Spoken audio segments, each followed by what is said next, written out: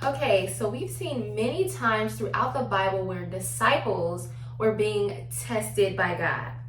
And we may look at tests as something negative, but when you really stop and think about what a test is, it's really just trying to see how much information you know, to see where you are in a particular place. In today's video, I'm going to be talking about why the chosen ones get the biggest tests. We be too fascinated with money, chasing dollars but don't have the credit. Get some knowledge and learn how to get it. You can have it, but what about spirit? This whole country but godless with systems to go against everything that is proficient. Welcome back to my channel. I am KeyLovesGod. I help uplift, encourage, and inspire others on how to be made in His image and on how to be the best versions of yourselves. If you guys are new to my channel, welcome. And if you are already subscribed, welcome back.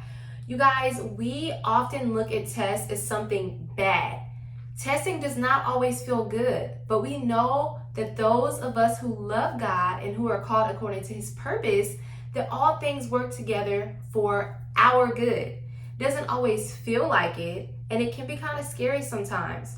But I'm letting you know that when God is putting you to the test, God is really just testing your faith. So recently, my husband and I, we went to our son's parent-teacher conferences, and I was a little bit stressed out because I got there super happy and excited about what she was going to say. But then, when we started talking, she told us like she was testing our child on different things.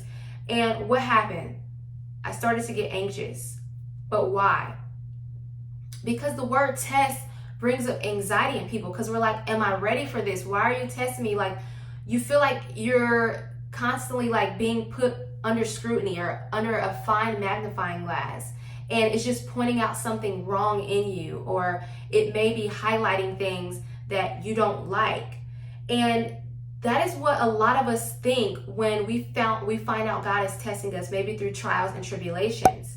So fire tests the purity of silver and gold, but the Lord tests the heart. And that's in Proverbs 17:3. A lot of us may look at God testing us and think, why would God take me through this? Why would God allow these situations to happen to me? But you see, our perspective is wrong. It shouldn't be, why is God doing this to me? But it should be, I can't wait to see why this is happening in my life. Because it means you understand. You've come to a place of understanding in your journey, chosen one, that it's not happening to you, it's happening for you.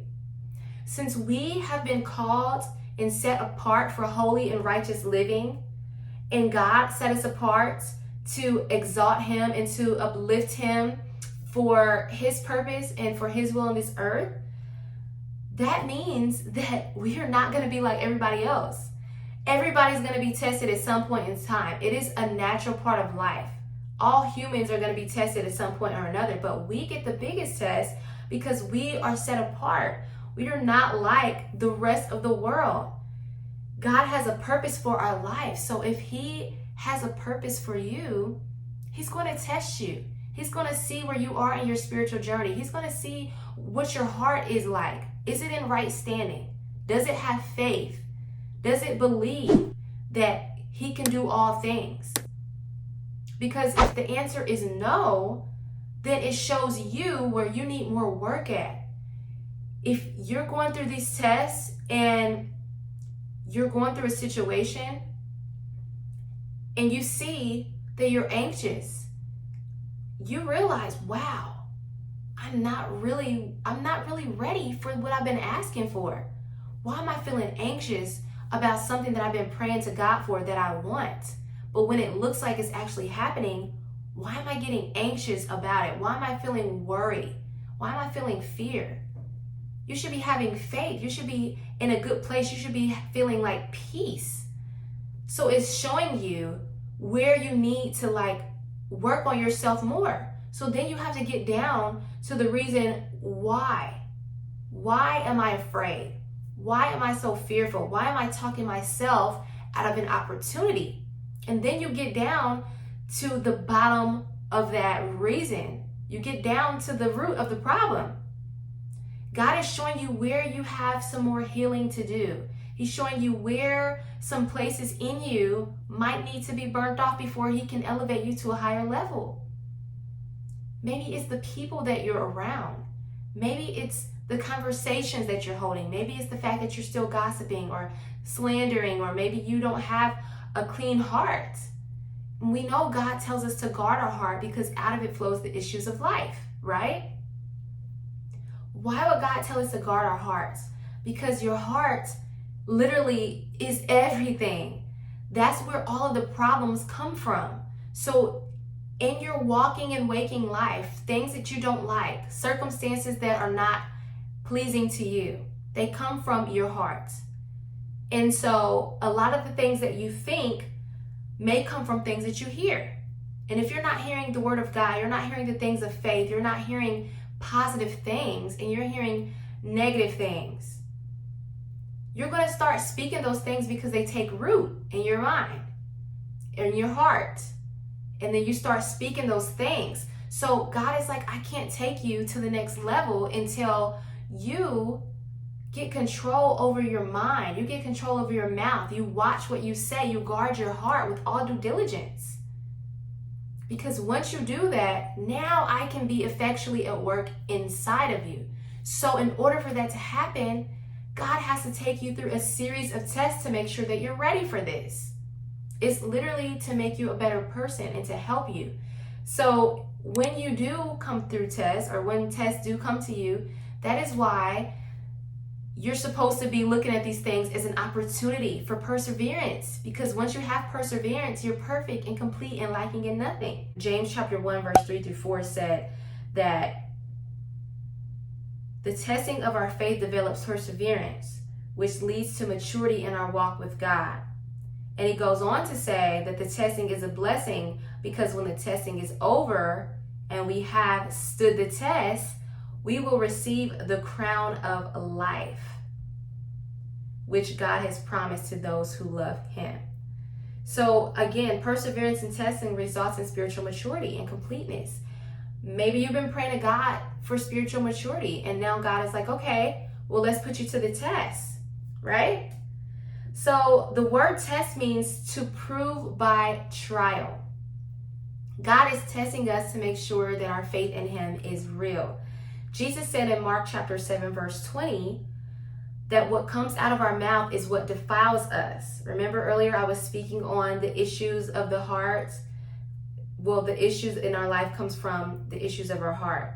That is what I'm talking about when Mark told us that, or Jesus told us that in Mark chapter 7. We have to be very careful what we speak and what we say. Think about Job, when he went through all of that testing and all of those trials. Like, he was one of the most faithful men of God you find in the Bible, one of them. Like, he had such a great relationship with God. And Satan wanted to see if he can get him to sin. So he had to get permission from God. Did you guys hear what I said? Satan had to go to God and get permission to test Job. God gave him the okay to do so because he had faith in Job. He knew Job was not going to do it. He's like, you can test him all you want. Go ahead. He ain't gonna sin. And Job didn't, even though he went through all that torment. But guess what? He went through it for so long, but in the end, he got all of that back that he lost, plus more. Job's testing is proof that Satan's ability to try us is limited by God's sovereign control. No demon can test or afflict us with beyond what God has ordained. All our trials work toward God's perfect purpose and our benefit. Job chapter 1 verse 22. So even though you're going through all of this stuff right now, chosen one, it's okay. Just know, whatever it is that you lost, God will give it back to you tenfold. And no Satan, no demons, nothing can touch you past what God has already ordained. They have to go to God to get permission to be able to come at you a certain type of way. And God is not going to test you and to push you into sin. God always offers a way out of sin. There's always an open door and always an exit. So that is a lot of the times how you can tell if it's God or not. God is not going to test you beyond what you can do. He's not going to put more on you than you can bear. So be encouraged. Even though we're going through these tests and these trials and these tribulations, it's for your good. It's for our good. And whatever you lost, you will get back maybe 10-fold, 20-fold, 100-fold over. And it'll be so worth it. You'll be able to look back on it and be thankful. So you guys, please like this video. That lets YouTube algorithm know this is a helpful video and we're going to spread it out to more people. Make sure also that you guys subscribe to my channel so you can be notified when I do post another video. And go to my website, www.KeyLovesGod.com. Check out my faith-based apparel on there, you guys. It's some great stuff. Buy something for yourself or a loved one. You guys know Christmas is coming up. We need more kingdom wear around here. We got a lot of stuff out in this world that we like to wear, but let's support our own. Let's support faith-based businesses as well, and let's go ahead and share them. So you guys would definitely be helping me out a lot by doing that. I love you guys so much, and I will see you guys in another video. We be too fascinated with money, chasing dollars but don't have the credit. Get some knowledge and learn how to get it.